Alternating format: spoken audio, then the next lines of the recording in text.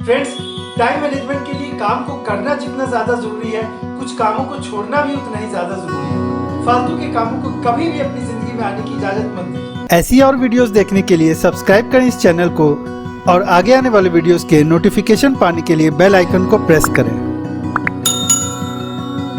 दोस्तों, हमें हमेशा ये शिकायत रहती है कि हम करना तो बहुत कुछ चाहते हैं लेकिन हमारे पास समय नहीं है। लेकिन हम ये भी देखते हैं कि सफल लोग हर काम के लिए समय निकाल लेते हैं। दोस्तों, जितने घंटे उनके पास है काम करने के लिए, उतने ही घंटे हमारे पास भी काम करने के लिए है। तो फिर क्यों सफल लोग हमसे ज़्यादा काम कर लेते हैं और हम नहीं? Hello friends, I am Nishant Verma और आज मैं आपको 3 स्टेप्स में बताने वाला हूं कि टाइम को मैनेज कैसे करें सफल लोगों की तरह। दोस्तों, टाइम मैनेजमेंट सीखने से पहले समय की कीमत पहचानना बहुत जरूरी है। समय पैसे की तरह होता है या फिर उससे भी कहीं ज्यादा कीमती, क्योंकि पैसा तो हम कितना भी चाहे कमा सकते हैं, लेकिन हम कुछ भी कर ले समय का 1 सेकेंड भी नहीं कमा सकते हैं। दोस्तों, आपके 1 घंटे की वैल्यू क्या है? यानी कि अगर आप 1 घंटे कुछ भी काम करते हैं तो उसके बदले कोई आपको कितने पैसे देता है या फिर कितने पैसे दे सकता है? वीडियो पॉज करके तुरंत अभी कमेंट सेक्शन में लिखिए। अब अगर मैं आपसे कहूं कि आप जितने पैसे 1 घंटे में कमाते हैं उतने ही पैसे आप अपनी जेब से निकालिए और कूड़ेदान में डाल दीजिए, क्या आप ऐसा करेंगे? नहीं करेंगे, है ना? क्यों नहीं करेंगे?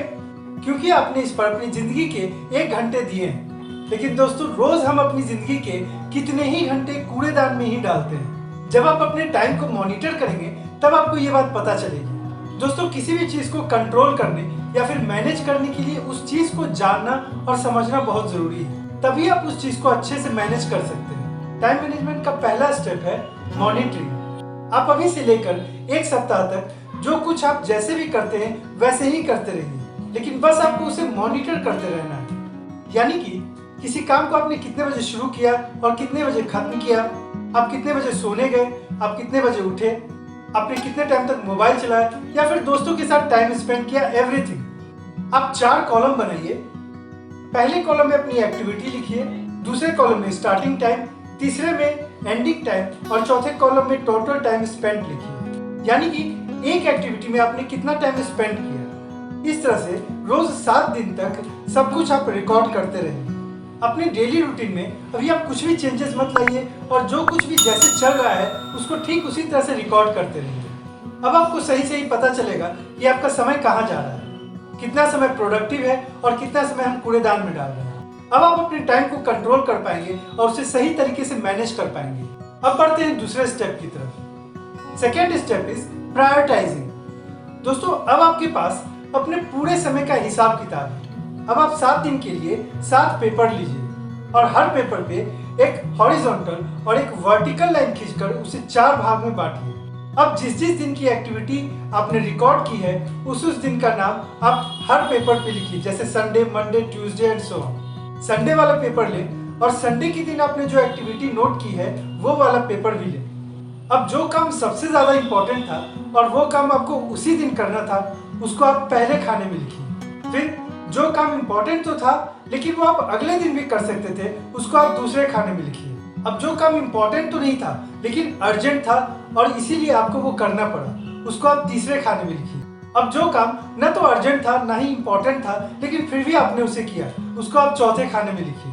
7 पेपर पे 7 दिन की एक्टिविटी को इसी तरह से आप लिखते जाइए। फ्रेंड्स, अब आपके पास एक अच्छा खासा डेटा है जिससे आपको पता चल रहा है कि आपकी लाइफ में कौन से काम अर्जेंट और इम्पोर्टेंट होते हैं, कौन से काम इम्पोर्टेंट होते हैं लेकिन अर्जेंट नहीं है, कौन से काम अर्जेंट है लेकिन इम्पोर्टेंट नहीं है और कौन से काम ना तो अर्जेंट है और ना ही इम्पोर्टेंट है। अब इन चारों तरह के कामों को प्रायोरिटाइज कैसे करना है, चलिए देखते हैं। जो काम इम्पोर्टेंट है और अर्जेंट भी है उसको आप प्रायोरिटी बेसिस पे कीजिए। वो काम आपको किसी भी हालत में मिस नहीं करना है। अब दूसरी प्रायोरिटी पर वैसे काम रखिए जो इम्पोर्टेंट है लेकिन अर्जेंट नहीं है। ये दूसरी प्रायोरिटी वाले काम ही तय करते हैं कि आप अपनी लाइफ में कितना सक्सेसफुल होंगे। दूसरी प्रायोरिटी पर औसत लोग वैसे कामों को रखते हैं जो अर्जेंट तो होते हैं लेकिन इम्पोर्टेंट नहीं होते, मगर वैसे कामों को आप अपनी लाइफ से धीरे धीरे निकालने की कोशिश कीजिए। अगर ऐसा संभव ना हो तो इस तरह के कामों को आप किसी और को डेलीगेट कर दीजिए। अब आपकी लास्ट प्रायोरिटी पर वैसे काम आते हैं जो ना तो अर्जेंट है और ना ही इम्पोर्टेंट है। वैसे कामों को आप अपनी लाइफ से पूरी तरीके से निकालने की कोशिश कीजिए।